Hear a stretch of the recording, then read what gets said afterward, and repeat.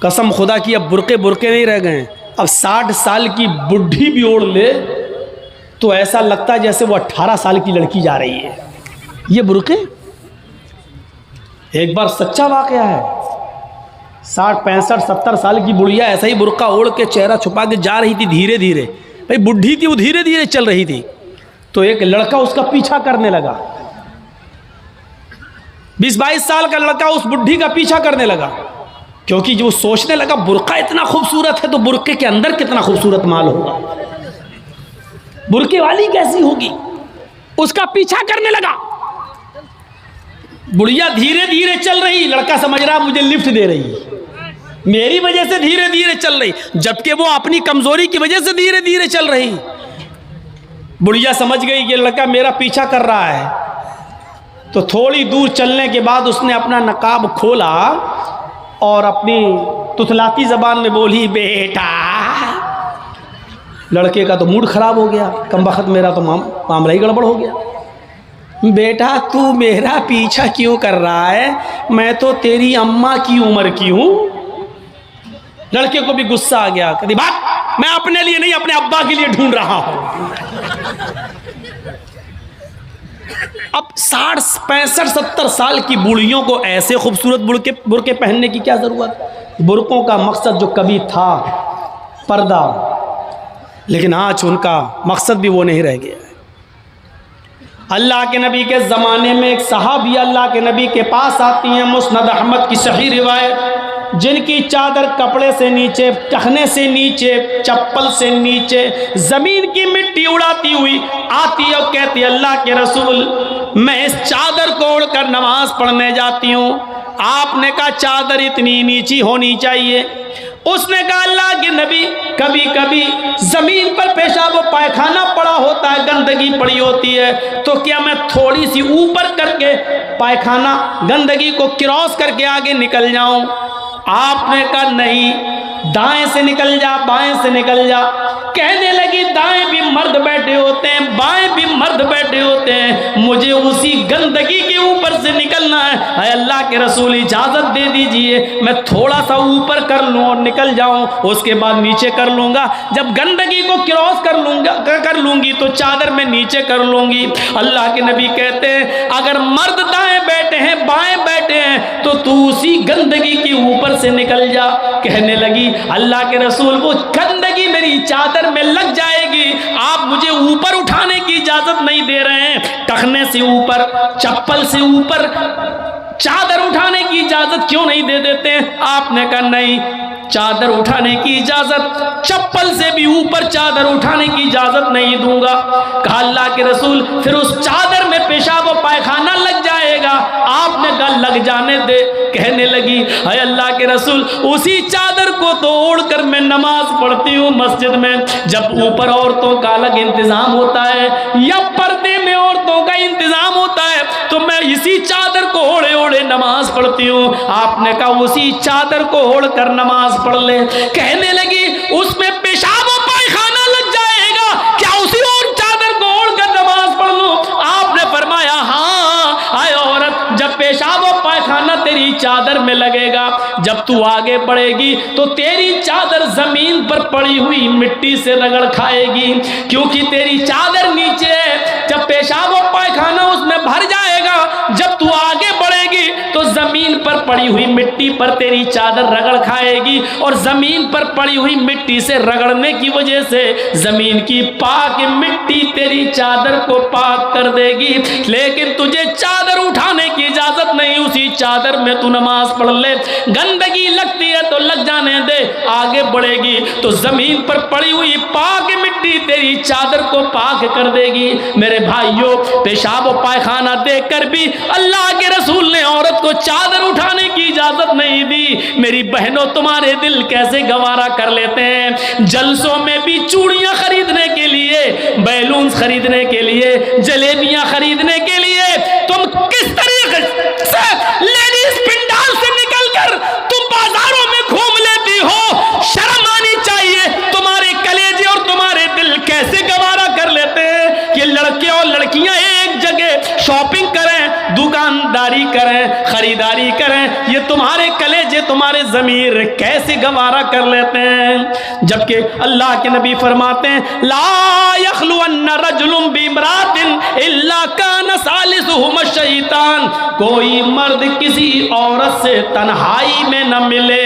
कोई मर्द किसी औरत से अकेले में न मिले कि उसमें तीसरा शैतान होता है, उसमें तीसरा बहकाने वाला शैतान होता है। मेरे भाइयों, इस्लाम का कानून यही है, इस्लाम का निजाम यही है। एक औरत, उसका शौहर मर चुका है, औरत के पास बहुत ज्यादा पैसा है, वो हज करना जाना चाहती है, शौहर इंतकाल कर गया, अब औरत अकेले हज करने नहीं जा सकती है, जबकि मुस्तती है, साहिब इस्तिताअत है, हज करने जाना चाहती है, अच्छा काम करने जाना चाहती है। इस्लाम कहता है कि तेरा शौहर नहीं है तो भाई के साथ जा, भाई नहीं है तो बाप के साथ जा, बाप नहीं है तो बेटे के साथ जा, लेकिन किसी महरम का होना जरूरी है, उसके साथ जा। चीख कर औरत कहती है कोई नहीं है, मेरे पास दौलत है। अल्लाह के नबी कहते हैं फिर दौलत संभाल कर अपने पास रख, अगर तेरा भाई नहीं है, बेटा नहीं है, शौहर नहीं है, बाप नहीं है, कोई महरम नहीं है, तो तू अकेले हज करने नहीं जा सकती है। नहीं, अय अल्लाह के नबी, मेरा पड़ोस में बड़ा अच्छा नेक हाजी नमाजी नेक आदमी रहता है, मैं इसको भाई बना लेती हूँ, चली जाऊं। फरमाया नहीं नहीं, मुंह भोले भाई को भाई बनाकर उसके साथ तुम हज करने नहीं जा सकती हो, इसलिए कि अपने मुंह से किसी को भाई बोलने से वो तुम्हारा सगा भाई नहीं हो जाएगा, अपने मुंह से किसी को बेटा बोल देने से वो बेटा नहीं हो जाएगा। तुम किसी को बेटा बोल दो, भाई बोल दो, जो चाहो बोल दो, लेकिन इस्लाम ये कहता है कि उसके साथ भी औरत को इजाजत नहीं है कि वो हज करने जाए। अगर कोई नहीं है तो मत जाओ, लेकिन इस्लाम इस बात की इजाजत नहीं देता है कि तुम अकेले जाओ या किसी को बहन, किसी को भाई या बेटा बना कर जाओ, इस बात की इजाजत नहीं देता। इस्लाम एक इबादत में, हज जैसी इबादत में भी औरत को किसी गैर मर्द को मुंह बोले भाई और मुंह बोले बेटे के साथ भी जाने की इजाजत नहीं देता। तो मेरे भाइयों, जब खाने काबा में जाने की इजाजत नहीं देता है, सफा मरवा की सई की इजाजत नहीं देता है, इतनी खूबसूरत इबादत की इजाजत नहीं देता है, तो बाजारों में अकेले घूमकर शॉपिंग करने की इजाजत कैसे देगा? फिर बाजार के अंदर औरत को अकेले जाने की इजाजत कैसे देगा? इतनी खूबसूरत इबादत करने की इजाजत नहीं देता है, इतनी खूबसूरत इबादत करने की इजाजत नहीं देता है, तो मेरे भाइयों फिर औरत को बाजारों में घूमने की इजाजत कैसे देगा? फिर बाजार में घूमने और बाजार में सैर व तफरीह की इजाजत कैसे देगा? हमारी माँ बहनों को इस बात को सोचना चाहिए, गौर करना चाहिए, संजीदगी से इसको लेना चाहिए।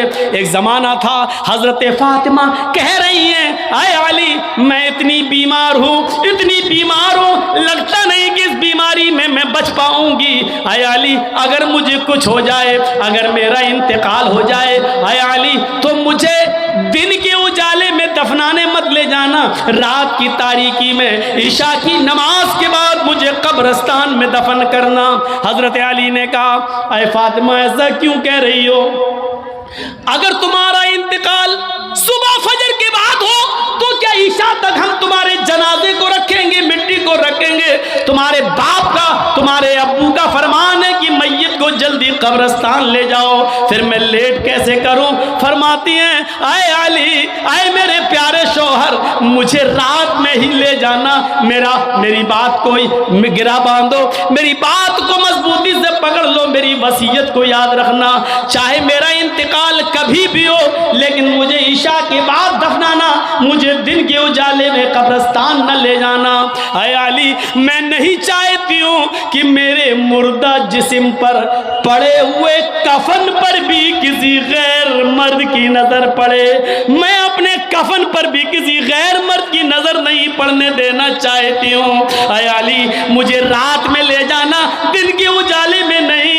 मैं नहीं चाहती कि मेरे कफन कफन पर भी किसी गैर मर्द की नजर पड़े। मेरे भाइयों, इंतकाल के बाद निकाह जायज नहीं है, इंतकाल के बाद शादी नहीं होती है, लेकिन इंतकाल के बाद भी अपने जिस्म को तो छोड़ो, अपने कफन को भी किसी गैर मर्द को देखने की इजाजत नहीं दे रही है। ये था हजरत फातिमा का पर्दा। इस पर्दे की रोशनी में मेरी बहनों, अपने गरीबानों में झांक कर देखो, अपने अपने गरीबानों के बटन खोलो और तलाश करो हम कहां खड़े हैं, हमारा पर्दा क्या है, हमारी इज्जत व आबरू क्या है। आज हम हमारे चेहरों का हरकस और नाकस देख रहा है। कल तक हमारे इन खूबसूरत गालों को कभी आसमान की निगाहों ने भी नहीं देखा था, चांद और सितारों ने भी नहीं देखा था, और आज जो चाहता है देख लेता है। हरकस और नाकस जिसको चाहो आज वो बड़ी आसानी से हमारी बहनों बेटियों का दीदार कर रहा है। और एक और बात, जितना अमीर बाप है, जितना अमीर बाप है, जितना भी बाप अमीर मिलेगा आपको, आप देखिएगा उसकी बेटी उतने ही कम कपड़े पहने हुए होगी। किस बात का अमीर है तू, काहे का अमीर है तू? अपनी बेटी को 5 मीटर का कपड़ा लाकर नहीं दे सकता है तो काहे का अमीर है तू?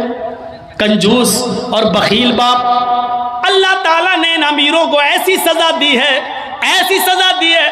कल तक ये गरीबों की लड़कियों को डांस कराया करते थे, आज अल्लाह ताला ने इन अमीरों की लड़कियों के जिस्मों से कपड़े उतार कर उनको लोगों की नजरों को दीदार करने पर मजबूर कर दिया। आज इन अमीरों की लड़कियों के जिस्मों से कपड़े उतरवा कर आज गरीब इन लड़कियों को देख रहे हैं, उनका नजारा कर रहे हैं। आज अमीरों को अल्लाह ने ये सजा दी है। आज वो फैशन समझते हैं कि मेरी बेटी फैशनेबल कपड़े पहने हुए हैं। नहीं नहीं मेरे भाइयों, मेरी भाइयों, आप अपनी बहनों के जिम्मेदार हैं। अल्लाह के नबी ने फरमाया कि जिस लड़की का बाप, जिसकी बेटी बेपर्दा घूमे वो बाप दयूस है, जिसकी बहन बेपर्दा घूमे वो भाई दयूस है, जिसकी बेटी बेपर्दा घूमे वो बाप दयूस है, जिसकी बीवी बेपर्दा घूमे वो शौहर दयूस है। गौर करो कितनी साफ लफ्जों में, कितने साफ लफ्जों में अल्लाह के नबी ने फरमाया, जिसकी बहन बेपर्दा घूमे वो भाई दयूस, जिसकी बेटी बेपर्दा घूमे वो बाप दयूस, जिसकी बेटी बेपर्दा घूमे वो बाप दयूस, जिसकी बीवी बेपर्दा घूमे वो शौहर दयूस। अब दयूस का माना अगर हम समझ जाएं तो सारा मामला हल हो जाए। दयूस, दयूस का ये तो अरबी लफ्ज़ है ना, इसका उर्दू में तर्जमा होता है, सुनने की ताकत है, सुनेंगे। दयूस का मतलब होता है भड़ुआ, और भड़ुआ किसको कहते हैं बताने की ज़रूरत नहीं, जानते होंगे। भड़ुआ कहते हैं उसको जिसने अपनी बहन, बेटी या बीवी या माँ को गलत काम करने के लिए किसी अड्डे पर बिठा दिया हो, चकले पर बिठा दिया हो और उनसे गलत काम करवाता हो और उनकी कमाई खाता हो। अरबी ज़बान में इसको दयूस कहते हैं, उर्दू में इसको भड़ुआ कहते हैं। कितना सख्त जुमला इस्तेमाल किया अल्लाह के रसूल ने। मौलाना जर्जीस को आप कह रहे होंगे ये क्या हो गया इसको। अल्लाह के नबी ने कहा जिसकी माँ बेपर्दा घूमे और बेटा अपनी माँ की बेपर्दगी पर कुछ ना बोलता हो वो बेटा भड़ुआ। जिसकी बीवी बेपर्दा घूमे और शौहर अपनी बीवी की बेपर्दगी पर कुछ ना बोले वो शौहर भड़ुआ। जिसकी बहन बेपर्दा घूमे और वो भाई अपनी बहन की बेपर्दगी पर खामोश रहे वो भाई भड़ुआ। और जिसकी बेटी बेपर्दा घूमे और बाप अपनी बेटी की बेपर्दगी पर खामोश रहे वो बाप भड़ुआ। दयूस कह दो मौलाना चलेगा, भड़ुआ मत कहो, अच्छा नहीं लग रहा है। हम कब कह रहे हैं कि अच्छा लग रहा है? हमको अच्छा लगाना कब है? जब अच्छा ही लगने लगे तो फायदा क्या है? इंजेक्शन ऐसे लगाओ दर्द ना हो। बासा ऐसा हो सकता है कि इंजेक्शन लगे और दर्द ना हो? इंजेक्शन भी लगवाना चाहते हो और दर्द भी नहीं चाहते हो, तब तो होम्योपैथिक दवा ले लो, मीठी गोलियां खा लो जो मरने के बाद फायदा करती है। होम्योपैथिक दवा के बारे में यही मशहूर है, बहुत लेट फायदा करती है, तो हमने कह दिया मरने के बाद फायदा करती है। लेकिन सिस्टम मिल जाए तो जादू की तरह भी फायदा करती है, बहुत जल्दी भी करती है।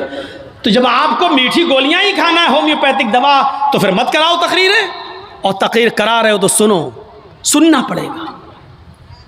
कितने लोग हैं आज जो अपनी बीवी की बेपर्दगी पर सवाल उठाते हैं, कितने ऐसे हैं जिनकी बेटियां आज बेपर्दा घूमती हैं और वो बाप अपनी बेटियों को डांटते हैं। अगर माँ बाप अपनी बेटियों को सही से जिम्मेदारी निभाने लगे तो आज एक भी लड़की के पास एंड्रॉयड मोबाइल ना हो। हमारी 18-20 साल की लड़की जिसकी शादी नहीं हुई घर पे रहती है, उसके हाथ में एंड्रॉयड मोबाइल चीख चीख के बता रहा है कि बाप की तरबियत में कमी है, बाप अपनी बेटी पर पूरा का पूरा हुक्मरान नहीं है, हाकिम नहीं है, या ये कह रहा है बेटी के हाथ में वो एंड्रॉयड मोबाइल चीख चीख के कह रहा है ये बाप ना कह रहा है, बेटी के आगे बाप की नहीं चल रही है, बाप मजबूर हो चुका है। मेरे भाइयों, अगर बाप मजबूर न होता तो बेटी के हाथ में एंड्रॉयड मोबाइल नहीं होता। क्या जरूरत है बेटी के हाथ में देने की, वो तो घर में रहती है, क्यों चलाएगी साहब? आपकी बेटी 18-20 साल की क्यों फेसबुक चलाएगी, क्यों व्हाट्सएप चलाएगी, क्यों मैसेंजर चलाएगी? और आप कैसे अपनी बेटी को फेसबुक और मैसेंजर और व्हाट्सएप चलाने के लिए ढील दे सकते हैं? कैसे? आपका ये दिल कैसे गवारा कर लेता है? आप जिम्मेदार हैं। हमारी ये बेटियां कल बच्चों की माएं बनेंगी, शादी के बाद इनको अपने बच्चों की तरबियत करना है। माँ के कदमों के नीचे जन्नत बताई गई है, हालांकि ये कोई हदीस नहीं है, एक मकूला है, लेकिन बच्चे अपने माँ के कदमों के नीचे जन्नत कैसे ढूंढें? ये आजकल की माँ के कदमों के नीचे जन्नत है? जिसको खुद नहीं मालूम कि कदम मेरे कहाँ हैं, उसके कदमों के नीचे बच्चे जन्नत ढूंढेंगे? हमें सोचना है, हमें अपनी बेटियों की तरबियत करना है। इमाम अहमद इब्न हंबल अपनी मुस्नद के अंदर एक वाकया नकल करते हैं कि एक सहाबिया थी, उनके घर में एक बच्चा पैदा हुआ। एक सहाबिया थी, उनके घर में एक बच्चा पैदा हुआ। जब बच्चा पेशाब करता था तो पानी का लोटा उस बच्चे की शर्मगाह पे डाल देती थी। जैसी बच्चे ने पेशाब किया वो पानी लाती और शर्मगाह पे डाल देती। वो सहाबिया कहती हैं मेरा बेटा जब चलने के लायक हुआ, पहला दिन था उसका चलने का, पहला दिन था मेरे बेटे के चलने का, पहला दिन था मेरा बेटा खड़े होकर जब चला, मेरे बेटे को जब पेशाब की ज़रूरत महसूस हुई तो उसने पानी का बर्तन देखना शुरू कर दिया। माँ कहती है कि मैं देख रही थी अपने बेटे को, जब भी वो पेशाब करता था तो मैं पानी उसकी शर्मगाह पे डाल देती थी। आज देखती हूँ मेरा बेटा चल रहा है, देखती हूँ ये क्या करता है। जब बेटा पहला दिन चलने के लायक हुआ, पहला दिन था, तो बेटे ने पानी का प्याला उठाया और दोनों हाथ से पकड़कर धीरे धीरे चला और एक कोने में जाकर बैठ गया, पेशाब किया और पेशाब करने के बाद वो पानी का प्याला अपनी शर्मगाह पे डालने लगा। उसको इस्तिंजा करना नहीं आता था, उसको धोने का तमीज भी नहीं मालूम था, उसको पता ही नहीं, लेकिन वो वैसा ही कर रहा है जैसी उसकी माँ ने उसको बताया। जैसे उसकी माँ उसके साथ कर देती थी, वो पानी का प्याला उठाकर अपनी शर्मगाह पे डाल लिया और खाली प्याला लेकर अपनी माँ के पास आ गया। माँ की आंखों में आंसू आ गए, आसमान पर नजर डालकर कहती है फुज़्तु बिरब्बिल काबा, काबे के रब की कसम में कामयाब हो गई, अल्लाह की कसम में कामयाब हो गई। अपने बच्चे को जो सिखाना चाहती थी मेरे बच्चे ने वो सीख लिया। मैं अपने बच्चे को जो तरबियत देना चाहती थी मेरे बच्चे ने वो तरबियत हासिल कर ली। मुझे उम्मीद है कि मेरा बच्चा कभी नापाक नहीं रहेगा, मेरा बच्चा जब भी पेशाब करेगा तो पानी जरूर ले जाएगा और इस्तिंजा करेगा। उस जमाने की माएं अपने बच्चों को बचपन से ये आदतें डलवाती थी और आजकल की माँ देख लो अपने बच्चे का अंडरवियर नेकर उतार कर कहती बेटा यहाँ खड़े होकर पेशाब कर ले। ये माँ अपने बच्चों को क्या तरबियत देंगी, जबकि नेपोलियन ने कहा था कि mother's lap is first college for children. माँ की गोद ये बच्चे का पहला मदरसा होती है, पहली यूनिवर्सिटी माँ की गोद है। जो बच्चा अपनी माँ की गोद से तरबियत हासिल करके नहीं निकला वो किसी यूनिवर्सिटी से तरबियत हासिल नहीं कर सकता है। आज भी देख लो, किशनगंज में भी यूनिवर्सिटियां होंगी, किशनगंज में भी कॉलेज होंगे, उस कॉलेज से बीए, एमए, पीएचडी, एमबीबीएस और एमडी की डिग्री लेकर निकलने वाले बच्चों की तादाद भी बहुत होगी। लेकिन उन्हीं बच्चों को देखिए खड़े होकर सड़क के किनारे पैंट की चैन खोलकर धार मार रहे होंगे, पेशाब कर रहे होंगे। ये इन यूनिवर्सिटियों के फारिगीन स्टूडेंट हैं जो फारिग होकर निकले, जिनको एमडी करने के बाद, एमबीबीएस करने के बाद भी पेशाब करने की अकल नहीं आई है। इनसे तो बेहतर वो कुत्ता है जो कम से कम पेशाब करता है तो एक टांग तो उठा लेता है ताकि उसके ऊपर छींटे ना आए। इन्होंने यूनिवर्सिटी से पढ़ने के बाद भी ये कुत्ते से भी बदतर बनकर निकले हैं। वो यूनिवर्सिटी इनको इंसान नहीं बना सकी, वो कॉलेज उनको इंसान नहीं बना सके, वो स्कूल इनको इंसान नहीं बना सके। एमडी पीएचडी करने के बाद भी आज कुत्तों से बुरी तरह पेशाब करते हुए नजर आएंगे। कह लेने दीजिए मुझे कुत्ता, गधा, जो कुछ भी बोलता हूं मैं सब।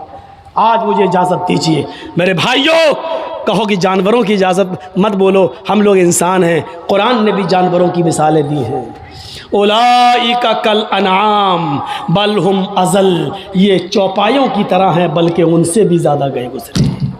कुरान ने कहा है ये चौपायों की तरह है बल्कि उनसे भी ज़्यादा गए गुजरे, उनसे भी ज़्यादा गए गुजरे। जब कुरान ने मिसाल दी है तो हम क्यों नहीं मिसाल दे सकते हैं? अपने बारे में सोचो, सोचो। हैं? अब्दुल कादिर जिलानी बगदादी रहमतुल्लाह अलैह की तारीख कौन नहीं जानता, जिनको आज लोग बड़े पीर साहब के नाम से भी जानते हैं, जिनके नाम पर 11वीं की बिरयानी की देग भी बनाते हैं। वो अब्दुल कादिर जिलानी जब 12 साल के थे, उनकी माँ ने उनको एक काफिले के साथ भेजा था, कहा बेटे हालात कितने भी सख्त हो लेकिन झूठ कभी मत बोलना। और जब चोरों ने और डाकुओं ने जब इस काफिले को लूटा तो इस बच्चे से पूछा अब्दुल कादिर से, तेरे पास भी कुछ है? उसने कहा हाँ है। कहा क्या है? 40 अशरफी। कहाँ है? मेरे कुर्ते के अस्तर में। अस्तर को फाड़ के देखा तो 40 अशरफी मिली। पूछा बेटा ये तो ऐसी जगह छिपी हुई थी, किसी को पता नहीं, तूने क्यों बता दिया? लड़के ने जवाब दिया, मेरी माँ ने मुझे चलते वक्त नसीहत की थी कि बेटा हालात कितने भी खराब हो लेकिन कभी झूठ मत बोलना। मैंने अपनी बात, माँ की बात मानी है। चोरों का, डकैतों का, डाकुओं का असर खत्म होता है और रोने लगते हैं और कहते हैं ये बच्चा अपनी माँ की इतनी बात मानता है कि ऐसे मोड़ पर भी उसने अपनी माँ की नाफरमानी नहीं की, हम तो अपने रब की नाफरमानी कर रहे हैं। सारा सामान जो लूटा था सबको वापस कर दिया और सारे के सारे चोरों ने, डाकुओं ने तौबा कर ली। मेरे प्यारे साथियों, एक बच्चा जब अपनी माँ का फरमा बरदार बनता है और माँ की बात मानता है तो माँ की दुआ तमाम डकैतों को तौबा करने पर मजबूर कर देती है। मेरे प्यारे साथियों, ये माँ की तरबियत थी जिसने अब्दुल कादिर जिलानी को एक बुजुर्ग के रूप में पैदा किया है, एक बुजुर्ग के रूप में देखा है। ये माँ की तरबियत थी। और एक उस माँ की तरबियत पर नज़र डालो कि जब सुल्तान डाकू को फांसी हुई, जब सुल्तान डाकू को फांसी के तख्ते पर लटकाया गया तो उससे पूछा गया तुम्हारी आखिरी तमन्ना क्या है? उसने कहा मेरी आखिरी तमन्ना यह है कि मेरी फांसी मेरी माँ के सामने मुझे दी जाए। उसकी माँ को बुलाया गया, कहा तेरा बेटा तेरे आंखों के सामने मरना चाहता है। सुल्तान डाकू की माँ की आंखों में आंसू आ गए। पुलिस वालों ने पूछा आखिर माँ के सामने तुम क्यों मरना चाहते हो?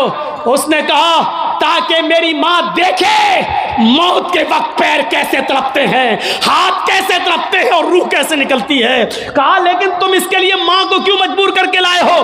फरमाया पुलिस वालों तुम नहीं जानते हो, जब मैं 8 साल का था, 10 साल का था, मेरी माँ ने मुझसे एक अंडा मंगवाया था। मैं एक दुकान पर गया था, मैं अंडा लेने गया था लेकिन एक अंडा मैंने चोरी कर लिया था दुकानदार का और मैं उसको अपनी जेब में भर लिया था। फिर मैंने उसके पैसे नहीं दिए थे, वापस आ गया। मैंने जब वो अंडा अपनी माँ को दिया और पैसे भी वापस किए, माँ ने कहा क्या हुआ, अंडे वाले ने पैसे नहीं लिए? मैंने कहा नहीं, मैं अंडा चुरा लाया हूँ। तो मेरी माँ ने मुझे थपथपाया था कि बेटा हम लोग गरीब हैं, अच्छा किया तूने ये पैसा बचा लिया, किसी और काम आएगा। फिर यहीं से मुझे चोरी की आदत पड़ती है, मेरे हौसले बढ़ते हैं, फिर मैं डाकू बनता हूँ। फिर मैंने लोगों का माल लूटा और जब लोगों ने नहीं दिया तो मैंने उनकी जानें ली। फिर मैं बहुत बड़ा लुटेरा बन गया और इतना बड़ा लुटेरा बना के पकड़ा गया और कानून ने मुझे फांसी की सजा दी। अगर मेरी माँ ने मुझे अंडा चुराते वक्त जब मैं घर पे लाया था उसी वक्त एक थप्पड़ मारा होता और अंडे वाले को देकर माफी मांग ली होती तो आज मैं इतना बड़ा चोर नहीं बनता, आज इतना बड़ा मैं डाकू नहीं बनता, आज मैं इतना बड़ा लुटेरा नहीं बनता। ये मेरी माँ की तरबियत थी जिसने मुझे फांसी के तख्ते पर चढ़ा दिया। मेरे भाइयों, मेरा भी वक्त हो गया है, इसलिए मैं थोड़ा सा बस जुमले ख़त्म करने वाला हूँ। आप थोड़ा सा बैठे रहिए, इसी तरीके से मोबाइल जलाए रहिए। तो मेरे भाइयों, माँ की तरबियत ही कुछ हुआ करती है। माँ चाहे तो अपने बच्चे को डाकू बना दे, माँ चाहे तो अपने बच्चे को अब्दुल कादिर जिलानी बगदादी की तरह बुजुर्ग बना दे। ये माँ की तरबियत होती है। तो मेरे भाइयों, 1:45 बज भी गए हैं, 11:45 से तकरीर शुरू थी और 1:45 बज गए हैं। 2 घंटा मेरा तकरीबन हो भी गया है और जनरेटर की तेल भी ऐसी मौके पर ख़त्म होने को था। तो मेरे भाइयों, माँ की तरबियत से इबरत हासिल करो और रुकिए, अभी कोई नहीं उठेगा, रुकिए। ख़त्म करने से पहले मुझे एक गुजारिश आपसे करनी है, एक अहद लेकर उठो, एक अहद व पैमान लेकर उठो कि हम इंशाअल्लाह अपने बच्चों की अच्छी तरबियत करेंगे। इस वक्त मुल्क के हालात आप देख रहे हैं क्या है। इस वक्त यूपी के चुनाव को जीतने के लिए अब अयोध्या और ये सारी बातें की जाने लगी हैं और अब मथुरा वाली बातें भी आने लगी हैं सामने। यूपी के चुनाव को किस तरीके से भुनाया जा रहा है। और हमारे यूपी में एक साहब ऐसे भी हैं कि एक ने अगर ये कहा कि अयोध्या और ये तो झांकी है, अब जो है मथुरा की बारी है या मथुरा का नंबर है, इस पर नमक और तेल छिड़ककर एक साहब है वो और ज़्यादा उसको पॉपुलेशन करेंगे और ज़्यादा उसको बढ़ाएंगे। क्योंकि एक तरफ हिंदू हिंदू किया जा रहा है तो एक साहब है वो मुसलमान मुसलमान करेंगे। और इस तरीके से आने वाले चुनाव में एक बखेड़ा होने वाला है। ये भी हो सकता है कि आगे चलकर इस चुनाव में आखिरी जब लहर हो, आखिरी जब काउंटिंग हो, आखिरी जब वो वोट डालने का नंबर आए तो उस मौके पर कोरोना की तीसरी लहर भी आ जाए। क्योंकि ये सारी प्लानिंग ऊपर बैठती है, ऊपर होती है। कब कोरोना पैदा करना है, कब कोरोना गायब करना है, कहाँ लाना है, कहाँ नहीं लाना है, इसको यूपी में किस मौके पर लाया जाएगा, कैसे लाया जाएगा, ये सारी साजिशें हो रही हैं। ऐसे मौके पर हम मुसलमानों को एक प्लेटफार्म पे आना बहुत ज़रूरी है।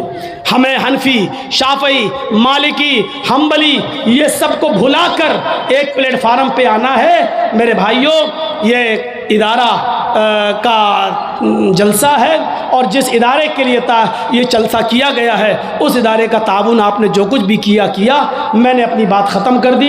अल्लाह ताला से दुआ है कि बारे इलाह हमें इस्लाम पर कायम रखना और जब हमारा खात्मा हो तो ईमान पर फरमाना। लेकिन आपसे गुजारिश है कि चलते चलते मैं 2 मिनट 3 मिनट के लिए स्टेज पर बैठा हुआ हूँ, आप मुझसे मुसाफा करें और जो भी ताउन करना चाहें मेरे हाथ पर करें। इंशाअल्लाह अल्लाह ताला आपको इसका अजर अज़ीम अता फरमाएगा। और मुझे वो सब आदत नहीं है, आप दिल में नियत कर लीजिए कि आपको किसकी नियत से देना है। माँ बाप को सवाब पहुँचाना है, ख़ुद सवाब लेना है, आप खुद दिल में नियत कर लीजिए, आपका सवाब उसी को मिलेगा इंशाअल्लाह।